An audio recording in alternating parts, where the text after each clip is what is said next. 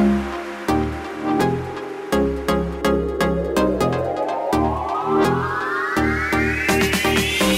can afford anything, but not everything. Every decision that you make is a trade-off against something else, and that doesn't just apply to your money. It applies to anything in your life that's a limited resource, such as your time, your energy, your focus, your attention. So, what matters most? And how do you align your daily behaviors to reflect that? Those two questions are what this podcast exists to explore. My name is Paula Pant. I am the host of the Afford Anything podcast and the founder of affordanything.com. Today, Michelle Singletary joins us. And this, to be perfectly honest, is one of my favorite recent interviews. And you will see why when you listen to this episode. Michelle writes a nationally syndicated personal finance column for the Washington Post. Her column, which is called The Color of Money, appears not only in the Washington Post, but in dozens of other newspapers nationwide.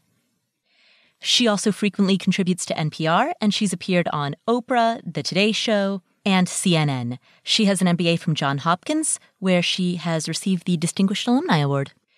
Michelle has been writing about personal finance for the Washington Post for decades, and we talk today about financial principles as well as the financial independence early retirement movement. She has amazing insights, and I'm very excited to introduce her to you. Here she is, Michelle Singletary.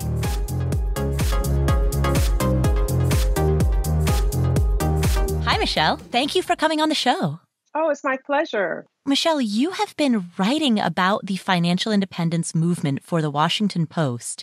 I'd love to talk to you about how that began, but before we get there, please introduce yourself a little. How did you start writing about money generally, and how did you become interested in this topic, and what led you to writing about money for the Washington Post?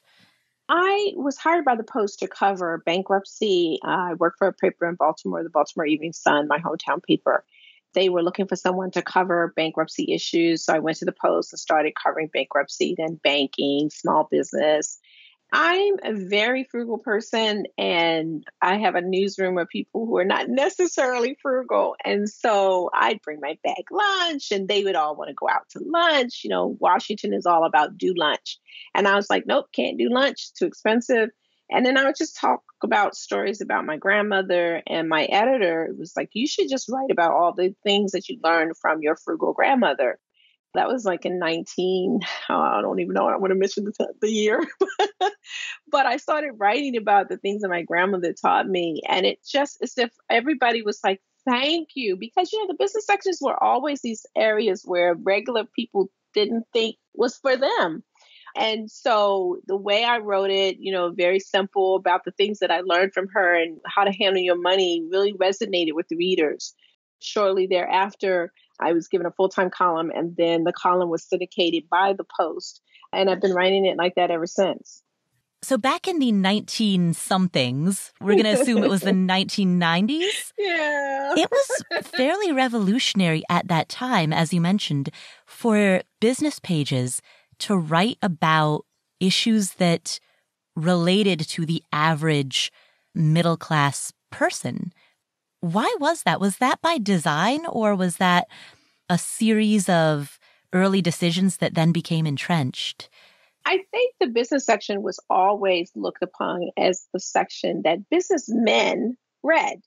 And so there was an inclination to write about the stock market and how to start a business and, you know, all sort of very heady, heavy financial issues. And so regular people with regular jobs didn't see themselves in those pages or anyone sort of talking to them. And so I think it was a welcome relief for people to have someone talk about, you know, what is it like to grow up poor and then have a little bit of money? How do you handle that?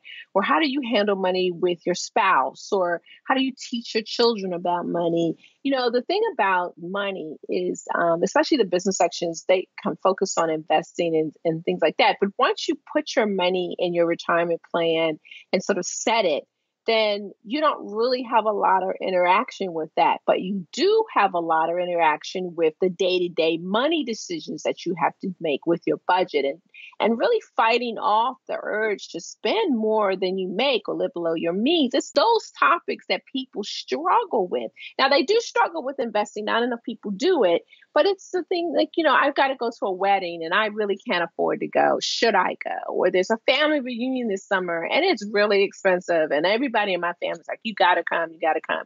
Or, destination weddings, which I hate, by the way. My cousin's saying, if I don't come, I don't love her. Those kinds of things that speak to people. And really, it's those issues that keep people from finding the money to invest, or it's those issues that the FIRE movement talks about all the time. Why can't you live on less of your salary? It's because of all those issues. If you grew up poor and you now have a little money and you hated being poor, you no longer want a discount shop. You don't care if it's not on sale. You want all the fancy shoes and purses and the big house and the car because you remember what it's like not to have. But you can't live like that and save and retire early. And so I try to write to kind of get people at that end and then sneak in stuff about investing and the stuff that makes people's eyes glass over. So what you're talking about really is the beginning of that merging of personal finance with the traditional business press. And what strikes me when you talk about this is that the 1990s was also when The Millionaire Next Door was published. It was also when Your Money and Your Life was first published. So it sounds as though that decade had a bit of a personal finance revolution. It most certainly did. And it was the best thing that ever happened to our business pages because it opened the door to regular people. When they did surveys of what sections people read, business regular folks was always last. Or next to last. It was, of course, sports and then maybe entertainment in the front page. But we were like way back there because oh, no, that's not for me.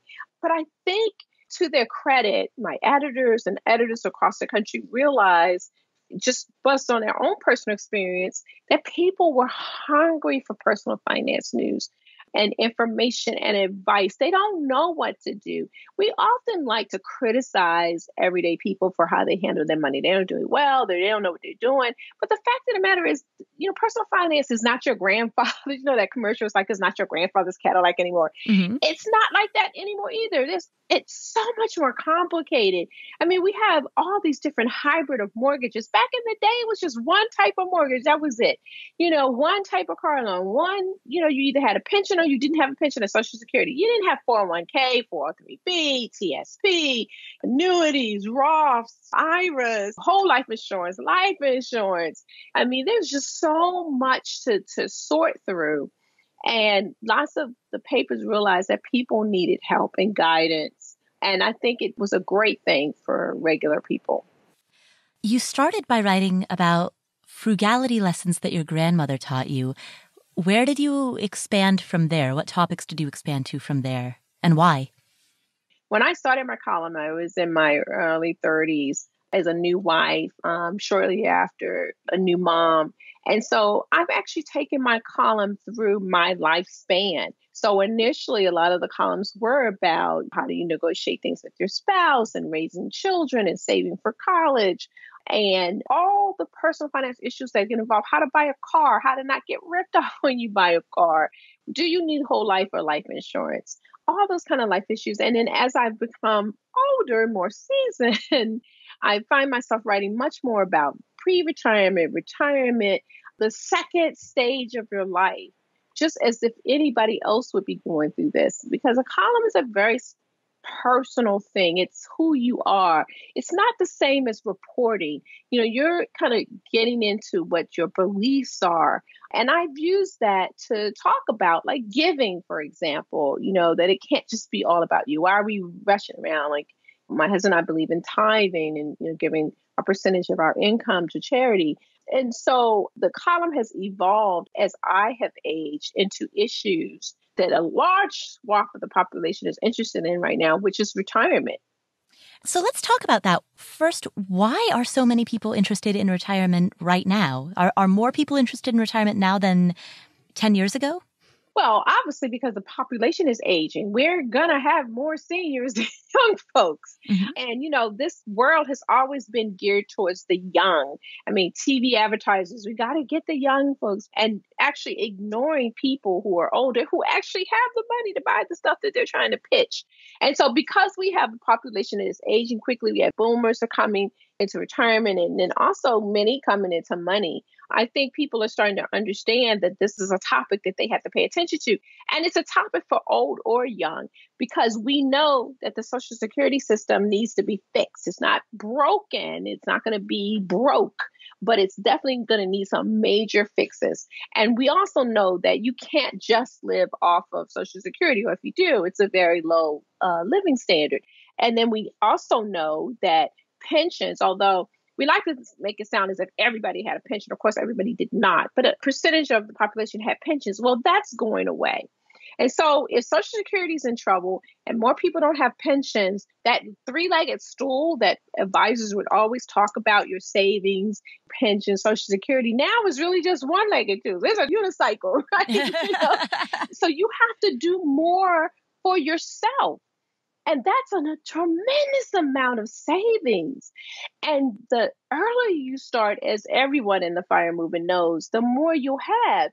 Well, that's not how it's been. I mean, you kind of did your thing as a young adult and got married and have kids. And then you're like, okay, it's time to retire. I got my Social Security and pension, maybe a little bit of my savings. You can't wake up like that at 50 and say, oh, my bad.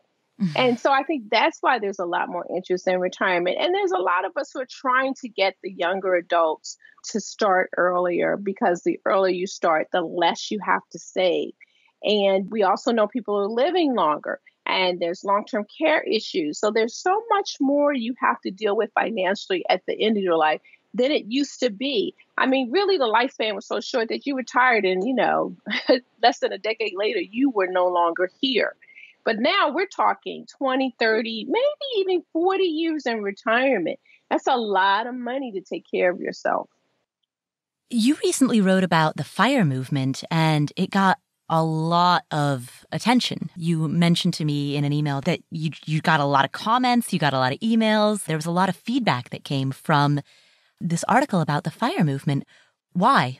Well, a couple things. I've been writing about FIRE for a while. And of course, the Post at one point featured Mr. Money Mustache, which is, he's sort of like the poster child for the FIRE movement.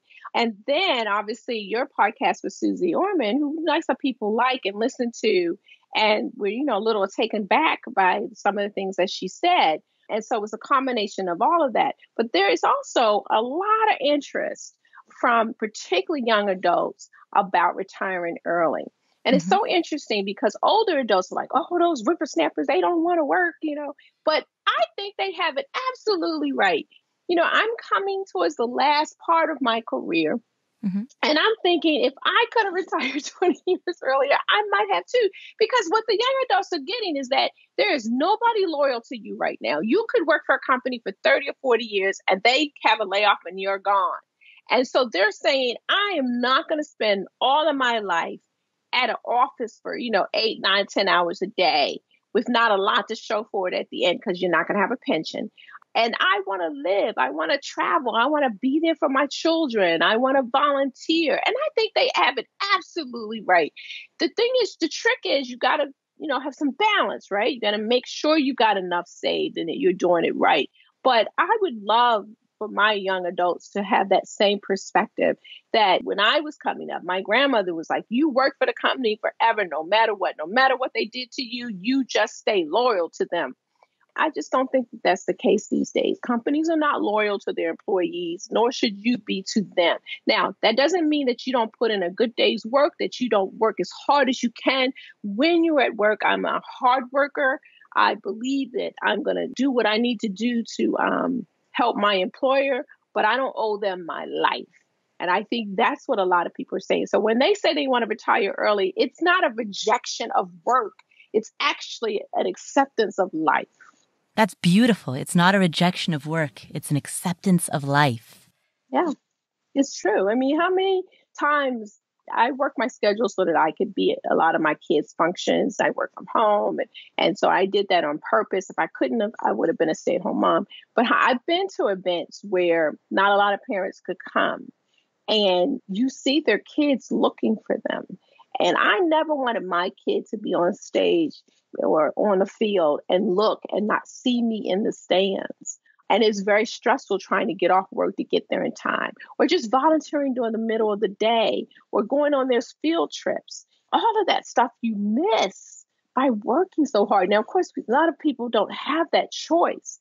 But if you can structure your finances so that you have that choice, there's nothing like being in the audience and your kid tilts their head, because, they always say, oh, you don't have to come, but that's not true. So they tilt their head ever so slightly to look to see if you're there. You see them look. They act like they don't look, but there's nothing like that. And that's what they'll remember, that your presence. They're not going to remember that you stayed at work till 9 o'clock at night so they could have an Xbox. They're going to enjoy the Xbox, no question about it. But at the end of the day, you want them to have a connection with you that is more than that Xbox. Mm-hmm. You're in a very unique position to hear and read a lot of comments from people who are not personal finance nerds, and they're not in the FIRE movement. When I hear from people, the people who I hear from self-select as the type of people who would listen to a personal finance podcast or read a personal finance blog. It's a very specific crowd. Whereas you get, being with the Washington Post, you get comments from a much broader audience that represents mainstream America.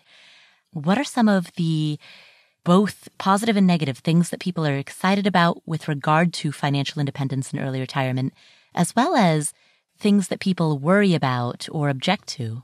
So for regular people, the pros is that they see a way out of the grind.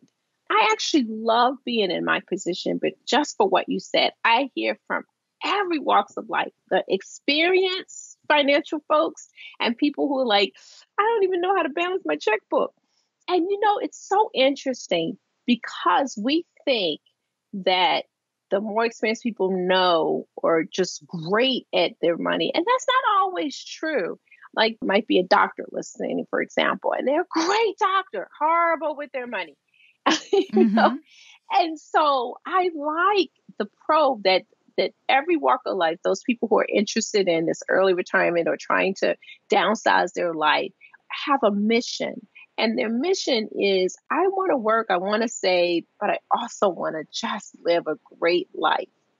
Now, the cons is that lots of people don't think that they can do it. And there's a lot of criticism of this movement. And you and I talked about this when we did a Q&A for my post newsletter, that there's a lot of people who say, oh, well, the people in the FIRE movement, of course they can do that. They are techie people. They're making six-figure salaries. They're doing podcasts, blogs, bunch of money. So they're really not retired. When they do that, though, when they discount those who are in the FIRE movement, and as you and I talked about, they're not all techies and not all people making six-figure salaries. It gives them an out because they say to themselves, well, those people over there are not like the rest of us. And so therefore, they're an aberration. There's no way I could live on less money. There's no way I could do this. And they really feel bad about themselves because they feel as if they can't do it, that the FIRE movement is looking down on them. And I think that's the wrong way to look at it. I think that they can do it at almost at any income level, not all. And when you look at the essence of the movement, what it really saying is, do we need all of this stuff? Do we need this huge house, this big car, these private schools? Do we really need all this? Because if we don't scale back, we will be working till we're 70 or 80 and still not have enough. Because as you earn more, you spend more. And so you're still not achieving the goal of saving. And I think they shouldn't criticize the movement and look at it as a criticism of their life, but yet look at their life and see, what can I scale back?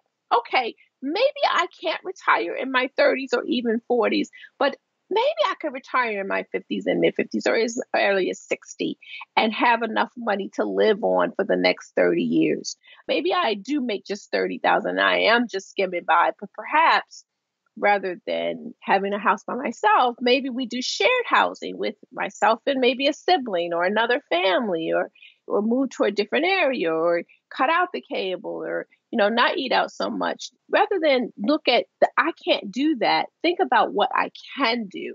Having the column and being able to talk to both sides allows me to just have people examine their biases to see whether or not it's really them saying and feeling like they can't do it.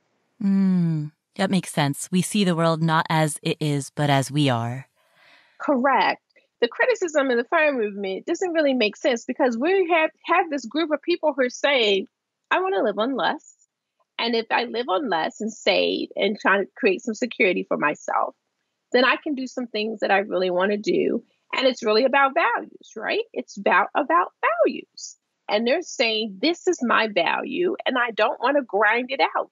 And then look up and I'm 70 or 80 and I haven't done some of the things that really matter to me. And now on the flip side, I think sometimes the FIRE movement has to be very careful to say everybody can do it, because then that doesn't take into account those people who really can't. Mm-hmm. They have 2 or 3 jobs, their housing is 60 and 70% of their take home pay. Well, you can't save half your income that way.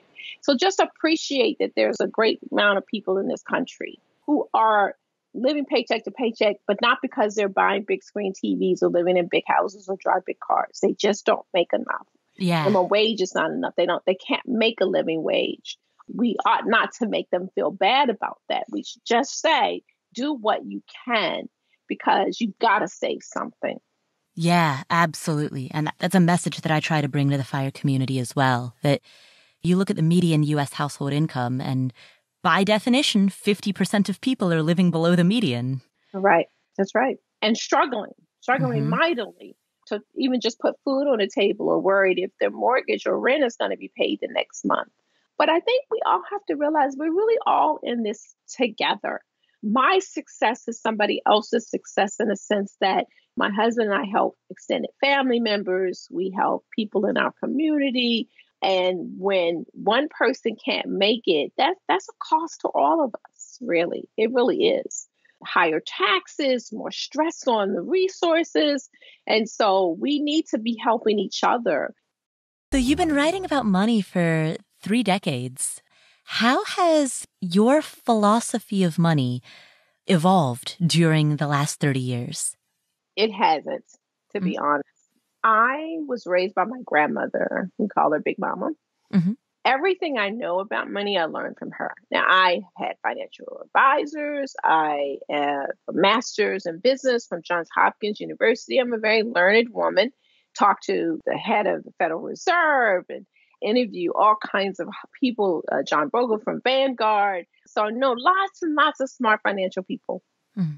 But the basics of money, I learned from my grandmother, who didn't make very much money. She was a nursing assistant at a hospital, probably never made more than like $13,000 a year, raising 5 grandchildren, didn't take welfare. She took the health care because, we were a sickly bunch and healthcare costs a lot even back then. But she was an amazing saver. She handled her money like a pro. The little bit that there was, she never was late on a single bill in her entire life. And I mean that literally.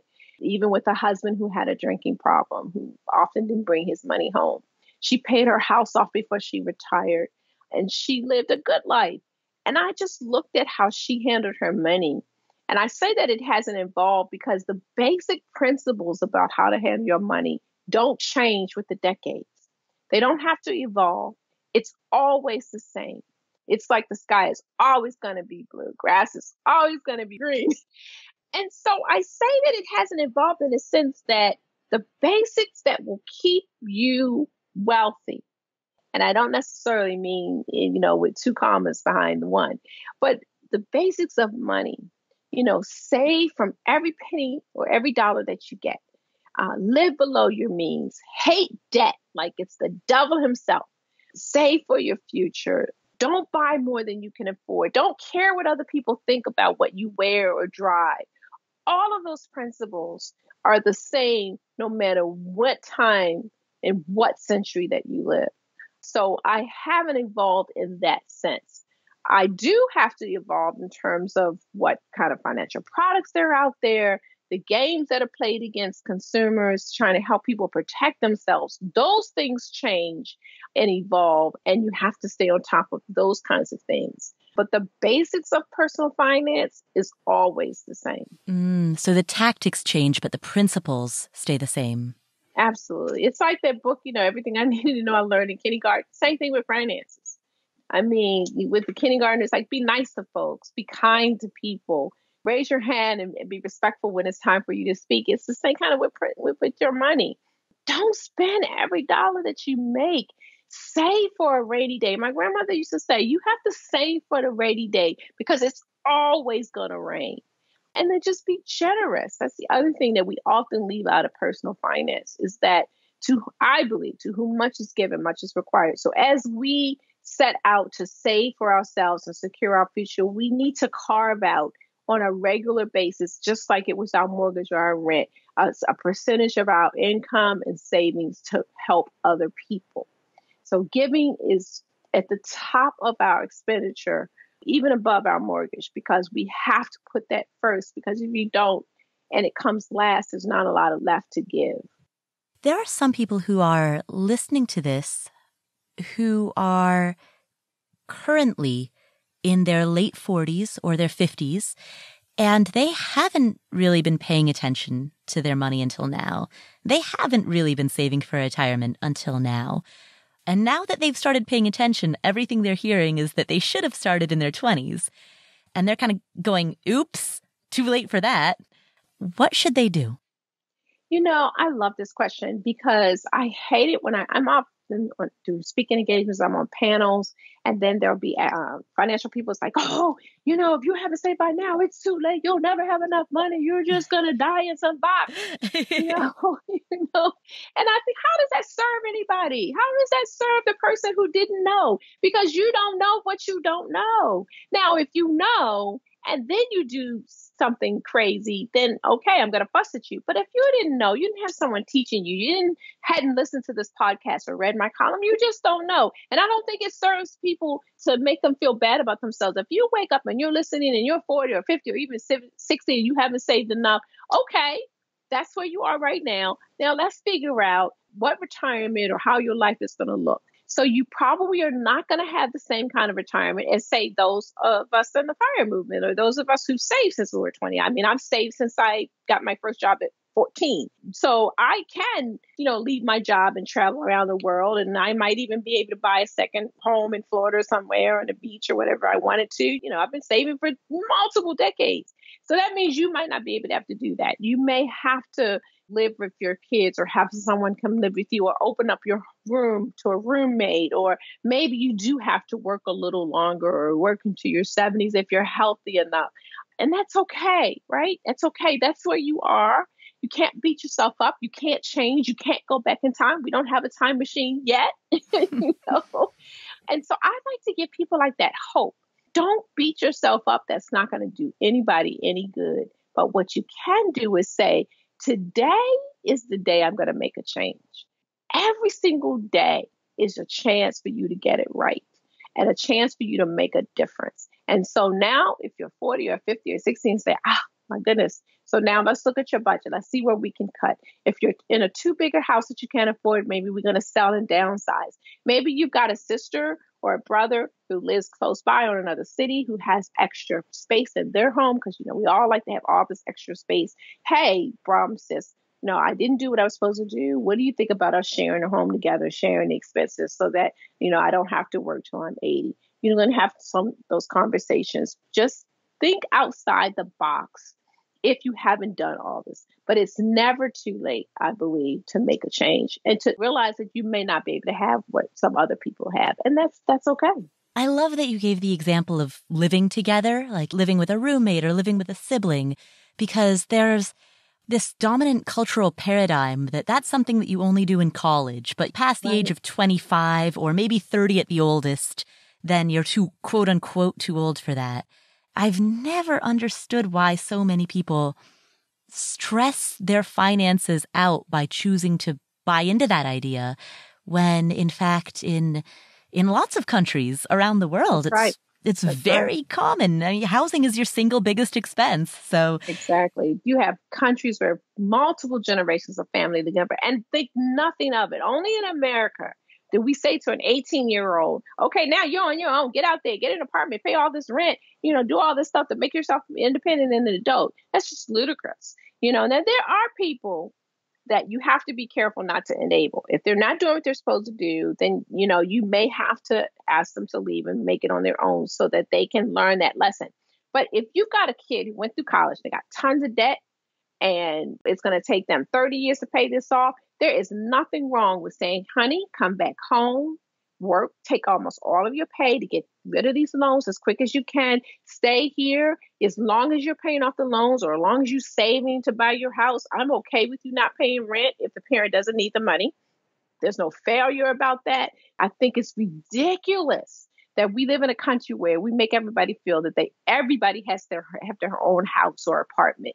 It's not sustainable on a lot of levels, economically or environmentally.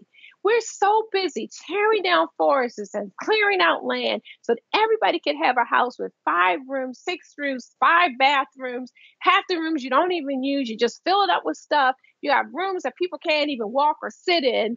It's ridiculous. My husband and I built, a larger home, but we have always had somebody living with us. We just had someone rotate out and somebody else is living with us again because we knew that we wanted to share our space and our fortune with other people in our family and extended friends network. We just had a relative come live with us. She was in a lot of debt. So we said, okay, you can live with us for a year, pay no rent, take all your money, pay off your debt. And then let's assess the situation after that. And that's exactly what happened. And now she's back on her own. One of my daughter's friends got into a situation where she needs some help. So she's living with us. And so we always open in our home. I am a huge advocate for shared housing and multi-generational living. And the only way many families in this country are going to succeed is if they start accepting that. And we stop telling people that they're a failure if they're living at home when they're in their 30s or even 40s. There are some people who have done some things wrong financially and end up coming back home, but that's not who we're talking about. If you've got a very stable young adult who's doing all that they're supposed to do, and they don't want to pay all that rent to somebody else, they want to be able to save their money so that at some point they can buy their own home and start their family maybe, or stay there with their family. That's okay too. To me, it's just ridiculous that we put this stigma on having a roommate or shared housing when we know that housing is one of the biggest parts of anybody's budget. And if you can reduce that, that's more money that you can save for your retirement and your future and not stress yourself out. Mm-hmm. Absolutely. In terms of generations, it works in all directions, right? So it's not just young adults. If you're an older adult, if you're in your 60s and you're looking ahead at your retirement and you're realizing my retirement, I don't think I have enough money, it's okay to ask your kids for help or to move in with your kids. I absolutely think it is. I absolutely think it is. And think about it, multi-generational households, then we wouldn't have kids having to go off to daycare because, the grandparents are there to help out. But that also means, though, that we've got to fix these relationship issues that we have, because in order to be under one roof, you got to have some good relationships. And lots of families are not in that situation. Young adults can't wait to get out because they didn't have a good, happy life. Or there's lots of acrimony and issues and favoritism and just bad parenting. So let's try to address those issues so that we can be in a situation where people can live together and peacefully. Yeah, I'm glad you said that too, because that's the other thing. Whenever people talk about living with your family, the thing that strikes me is that there are so many people for whom it's not an option. They came from maybe a family that was very emotionally abusive, or they came from a family where they have serious cultural differences. So perhaps you come from a family, the family has a very conservative culture, but you are gay or transgendered. Mm-hmm. And it's just not a match. Yeah. Those are the people who just can't move in with mom, or they can't stay with mom and dad because it's just not going to work out. You know, you come from a Right. family that believes very strongly in arranged marriage, and you don't want an arranged marriage. That's just, you can't live at home with your parents. It's not going to work out. There's too many cultural differences. And that's okay too. I mean, not every situation is going to work for everybody. And so that's okay too. If you have that kind of situation, all right, now we've got to think of something different. Yeah. And I think that's where roommates can play a really big role in it. Yeah. Mm-hmm. Yes, that's exactly right. And some of us have to do that. You know, some of our friends are our family. And that's okay too. Other than that, what are some other out of the box ways, unconventional ways that people can at any age improve their financial situation? Obviously, you start with employment. You know, are you adequately employed? Do you need to elevate your credentials or education or vocation? We often talk about college, but there are a lot of vocations out there that people make really good money. I mean, anybody who has a home and has to call a repair person to fix anything understands this, that it takes weeks for you to get a repair person to come to your house because those vocations have been looked down on. And not as many people go into them.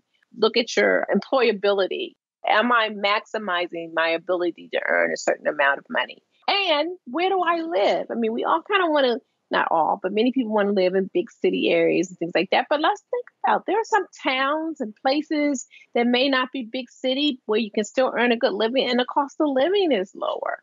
Maybe I shouldn't be in Manhattan, you know, if I really can't save enough to retire early or retire at all. Question sort of the assumptions that you make, that I have to be in some place, or I have to be in this kind of job, or I can't I can't share my space with a roommate. Just question all of those if it's keeping you and holding you back from saving and living below your means. Michelle, one thing that strikes me when I hear you talk is I can hear the passion in your voice.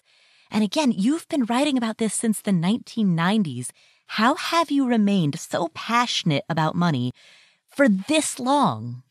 You know, I get that question quite like, how do you keep thinking about columns, or how do you keep not get stale? I don't know. Growing up the way that I did and under the circumstances, it just has stuck with me. My soul is different than I think a lot of people, because I literally know what it's like not to have. I know what it's like to be literally hungry. Not when you open the refrigerator and there's food in there and you say, oh, there's nothing here to eat. I mean, you open up the refrigerator and there is no food in there, just a box of baking soda. So I understand that. And I come from that to being helped by my grandmother, where we didn't have a lot. We had enough to eat, no extra. So we didn't have leftovers, because we barely, had enough for what we needed at each meal. To then young adult, and then starting out with my husband, to having a good salary now and not having to worry about. Now I'm in the position where I open up the refrigerator and I say there's nothing to eat and there's plenty of food in there. Mm-hmm. And because of that, and because I had to help, I had a brother who was disabled, so I had to help him financially and emotionally. And, when my grandmother got ill and my grandfather, so I've had to do so much connected to personal finance through all of this time, that I know what it's like at almost every single level, except for maybe uber rich. Right, uber rich. And so I know what it's like when your eyes are open and someone helps you and you get that, as Oprah would say, that aha moment. I never want to lose that. I never want to forget where I came from. And it's that legacy that my grandmother left me, that compassion that she had. I mean, who in their right mind takes in 5 grandchildren on a minimum wage job and then still handles her money in an amazing way?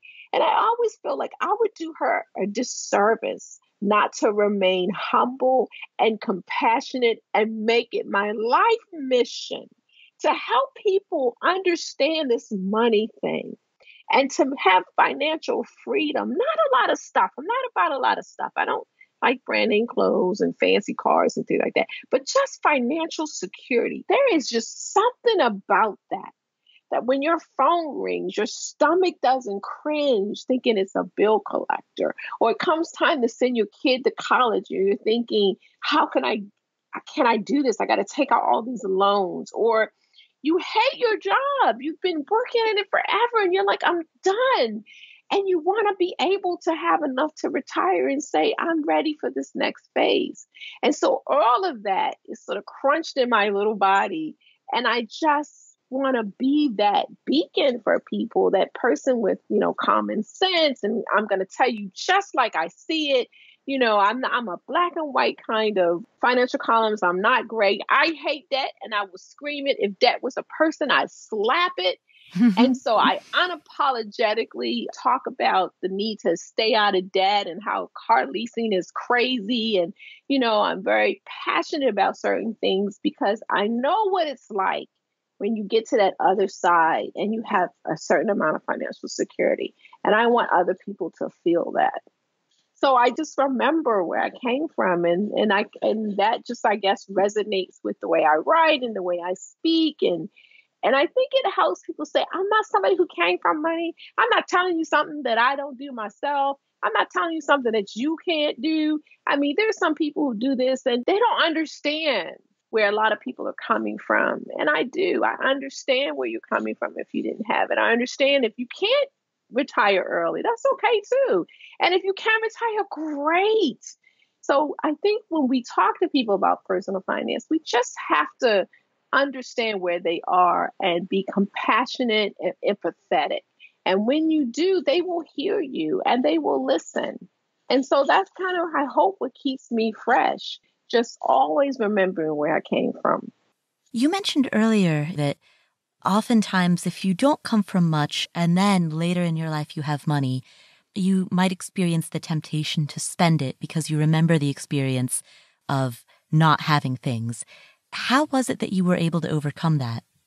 Again, I think it was my grandmother because she was we didn't have a lot, but my grandmother was never ashamed of being low income. She never felt guilty that she couldn't get a certain stuff. She's like, get over it. That's the best I could do. Those shoes are okay. They're not brand name, but they're okay for you.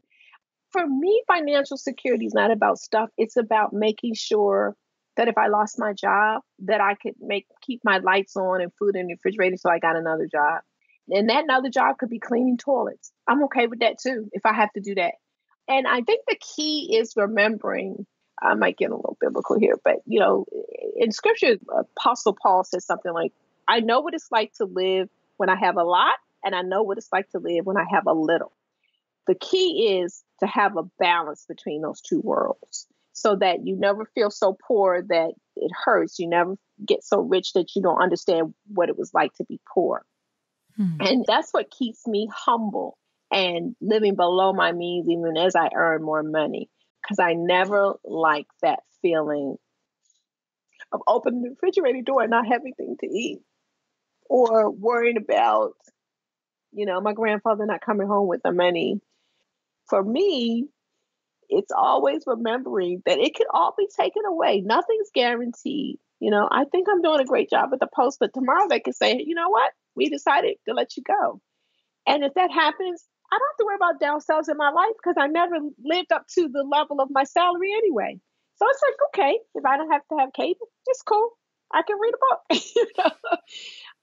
And so I guess it's just about being humble, knowing that not much is guaranteed in this world. And so you just make sure as best you can, because we can't guarantee against everything. As much as you save, unless you are like a Bill Gates or Elon Musk, that even your savings might not save you from everything. But I tell you what, the more you save, when it rains, your umbrella will be a lot more sturdier if you continue to live below your means and stay humbly financially. And so that's kind of how I do it. Well, that's beautiful. I'm glad that your grandmother has left such a legacy. And through you, that legacy is spreading. Yeah, she was fire before there was fire. She understood this principle. I'm in awe of her still to this day. She's passed away, and how she did it. And she did it with such regalness, and she never felt deprived. And her grandparents were slaves. And so she understood the absolute issue of having nothing and being, considered inhuman. And so she was always okay with where she was financially. And she never needed to impress anybody, never cared what she thought about what she had. And I love that she gave that to me because I really don't care what you think. I don't have to wear anything, drive anything, have anything, even to the job. I work for the Washington Post, very prestigious place. I don't think anything of it. Not at all. I'm very honored to be able to do it, but it's not who I am. If your grandmother were still alive today, what do you think that she would tell you? Oh my gosh. Are you saving enough? My grandmother, she didn't really believe in a lot of praise because she didn't want you to get a big head. So she's like, yeah, don't think too much of yourself, girl. So she always tried to keep you humble. I'm sure she would be proud. And I think she would be grateful that she taught me so much, but she wouldn't let me know. She wouldn't say anything. She was always about being very modest and not trumpeting your own horn. So I think she would just be like, are you sure you're saving? What do you need to buy that? Even though I'm fairly frugal. Yeah, but that's okay. What was your grandmother's name? Her actual name was Marie Kelly, but I only call her Big Mama. That's what we always called her. She's a great woman. Crazy, I don't know what big. I always tell people she was a cross between a drill sergeant and a guardian angel. So if you can imagine those two. Woo, crazy. Anyway, thank you so much. This has been great. Thank you. People who are listening to this, if they want to find out more about you, find out more about your work, obviously they can read your column in the Washington Post twice a week. Is there anywhere else that you would encourage them to visit? My website, michellesingletary.com. But the best place to find my work and reach me is at the Washington Post, washingtonpost.com. Excellent. Thank you, Michelle. You're welcome.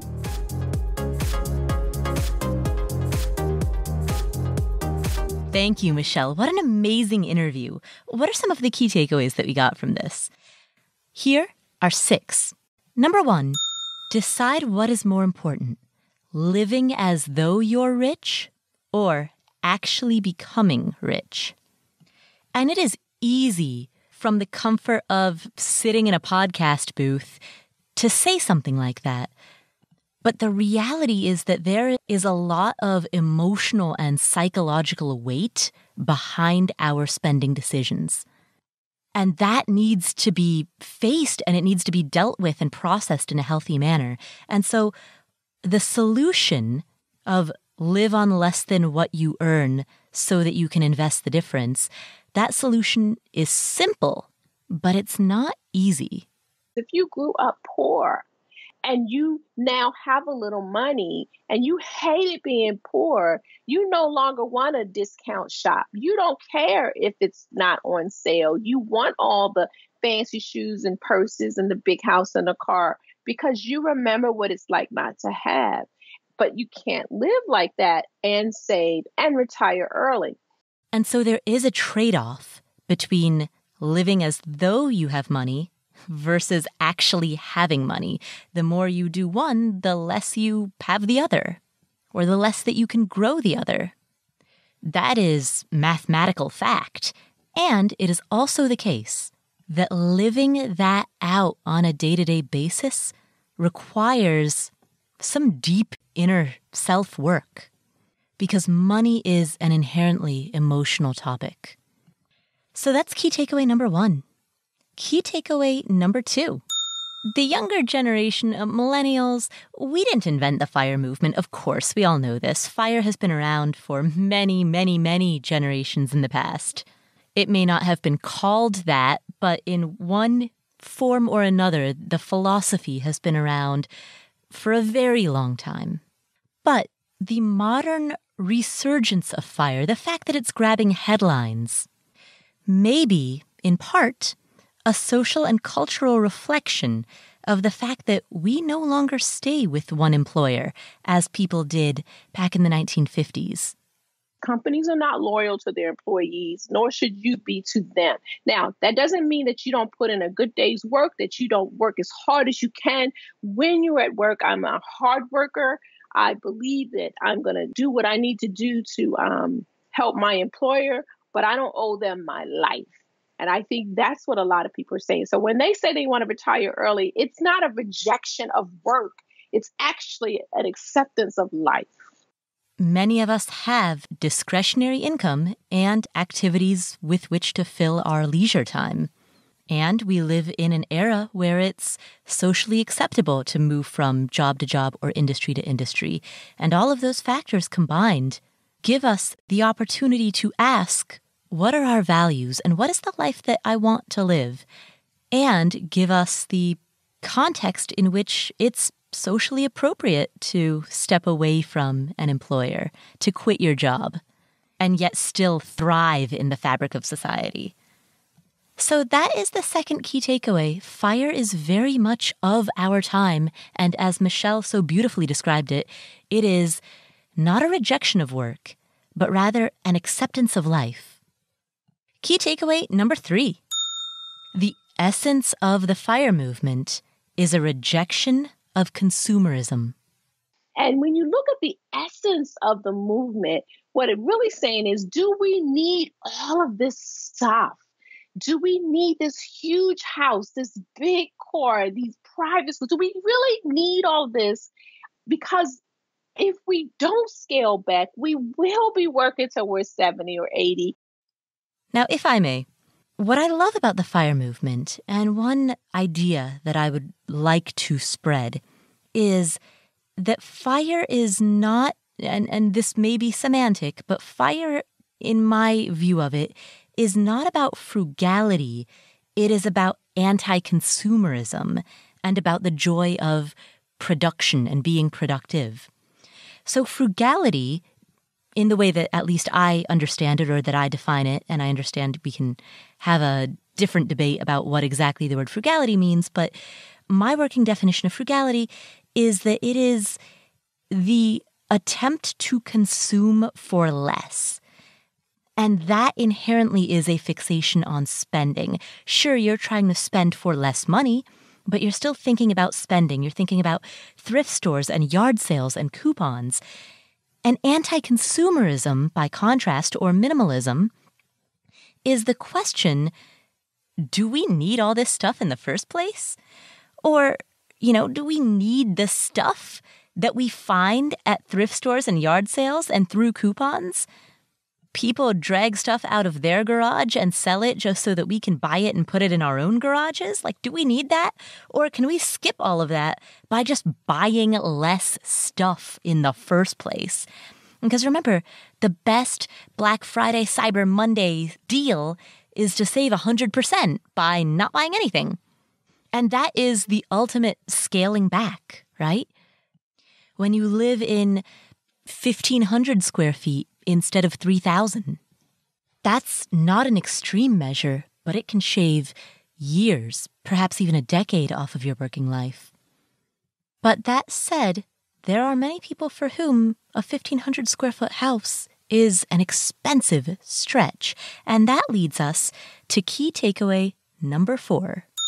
Just appreciate that there's a great amount of people in this country who are living paycheck to paycheck, but not because they're buying big screen TVs or living in big houses or drive big cars. They just don't make enough. Minimum wage is not enough. They can't make a living wage. We ought not to make them feel bad about that. We should just say, do what you can. Many people in the FIRE movement can sometimes be flippant about what it's actually like to earn a low income. And so broad, sweeping statements like, oh, it's not what you earn, it's what you save. It is what you earn. That's why it's called low income. What you earn matters. And to say something like that denies the reality that if you only make $11 an hour, an unexpected $50 expense is extremely stressful. So the only people who say things like, well, it's not really what you earn, it's what you spend, the people who say that are people with plenty of discretionary income. So let's never forget that fact, because when we as a collective start forgetting that, that's when we begin appearing out of touch, or worse, insensitive. Let us never become people who make $75,000 a year or more and finger wag about frugality. Let's not be that. And I hope that we're not. And I also hope that this reminder keeps us in the space of not being that. And when we do live in abundance, as most of us do, giving becomes even more important. And that leads to key takeaway number 5. If something is important, such as saving or giving, you put it at the top of your bills, at the top of your expenditures, not at the bottom. So giving is at the top of our expenditure, even above our mortgage, because we have to put that first, because if you don't and it comes last, there's not a lot left to give. If you want to find the money for something, make it the first thing that you put your money towards. This reminds me of something that Rachel Cruz once said. She described when she's talking to people who say, oh, I just can't save anything. She tells them, make a list of your income and your expenses. They'll write out their income, and then underneath it, they'll write down all of their expenses. And then underneath that, they'll say, look, there's nothing left here at the bottom for me to save. Rachel's reply is, oh, well, your budget is upside down. And I love that framework of your budget is upside down because you put savings at the bottom rather than at the top. And if you flip that around so that you earn and then you save, and then whatever is left over is the amount that you can spend, that is a reframing of the way that you handle money that can be very impactful. And what Michelle has talked about in her interview is that she's done that same thing with giving. So when she looks at the money that she has allocated for spending, she puts giving at the top, and then whatever is left over is what's left over to spend. Both of those examples are actionable ways of expressing and living out that philosophy that you can afford anything, but not everything, and that everything is a trade-off. And so if something is important to you, you put it first. Finally, I'd like to close out with one more key takeaway, and it's something that I'm really glad that she talked about because I haven't heard it discussed enough. In order for financial health to be strong, our overall health needs to be strong, and that includes our emotional health and the health of our relationships. But that also means, though, that we've got to fix these relationship issues that we have, because in order to be under one roof, you got to have some good relationships. And lots of families are not in that situation. Young adults can't wait to get out because they didn't have a good, happy life. Or there's lots of acrimony and issues and favoritism and just bad parenting. So let's try to address those issues so that we can be in a situation where people can live together and peacefully. For many years, I believed that emotional growth, emotional health, healing, psychological health, I believed that those were optional. They were nice to have. They were something that you could get around to focusing on once you first fixed the money side of the puzzle. But in hindsight, that makes about as much sense as saying like, oh, I'll work out once I have my finances under control, which admittedly when I was in my 20s was also something I probably would have said. In order for everything to work together in integrity, all of these pieces, your physical health, your emotional health, relational health, your spiritual health, in whatever that means to you, and your financial health, all of these need to fit together. And if one of them is out of alignment, it's going to throw everything else out of whack. Maybe not right away, but eventually. And so do not ignore or shortchange other areas of your life in an overzealous or single-minded pursuit of a higher net worth or a financial independence or early retirement. You can fix the financial side of your life, but until your emotions and your relationships and your mindset, until all of that is good, then the whole will still be broken.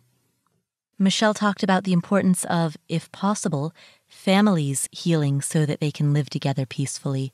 Now, that's not possible in every family, but If it is, that's as important, more important than your net worth. And also you coming together to live peacefully within yourself. Ultimately, isn't that also the point of all of this? So those are 6 key takeaways that came from this conversation with Michelle. Thank you so much for tuning in. If you enjoyed today's show, please subscribe to this show in your podcast playing app. Please leave us a review. These reviews are incredibly helpful in allowing us to book more guests, get found more, expand this message and this audience and this community. Speaking of this community, if you would like to join in on the discussion, we have a Facebook group. Just search for the Afford Anything community on Facebook. You can also find me posting on Instagram every day at Paula Pant, Paulapant. My name is Paula Pant. This is the Afford Anything podcast. Thank you so much for tuning in. Please share this episode with a friend or a family member. I'll catch you next week.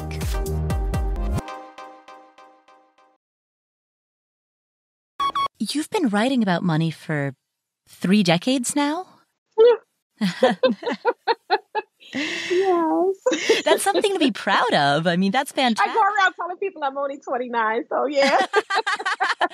All right. So you've been writing about money since you were in the womb. That's right. Since I was a wee tiny person. Since before you learned how to read and write, you've been writing about money. That's exactly right. And it's so funny, I tease about that, not because I don't mind aging, because I actually like aging. There is such a great feeling when you reach a point where you're very self-assured and you don't really care what anybody thinks, and you have some basic knowledge about life and things. But then you also put into this box, like, remember back in the day when we thought somebody was 50 was like really old. Mm-hmm. And now, 50 look like they 20. And so I feel like I'm still in my late 20s and early 30s. I love to laugh and joke and play practical jokes on my kids and my husband. And so it's really my spirit that I feel is still has that youthness about it, that it's like, yeah, life is still really cool and just hopeful. That's beautiful. And I think that you have this opportunity to redefine our notions of what it is to be in a given decade of life. That's right. Absolutely. I follow Elon Musk's mom on Instagram. Mm-hmm. She's gorgeous. She's 73 years old. She's a model. She is like, wow, she's working it. Yeah. And that's the key to making your money last too, is being healthy. Yeah. That will definitely make your money stretch. Yeah. Of course, she doesn't have to actually worry about that. But the rest of us do.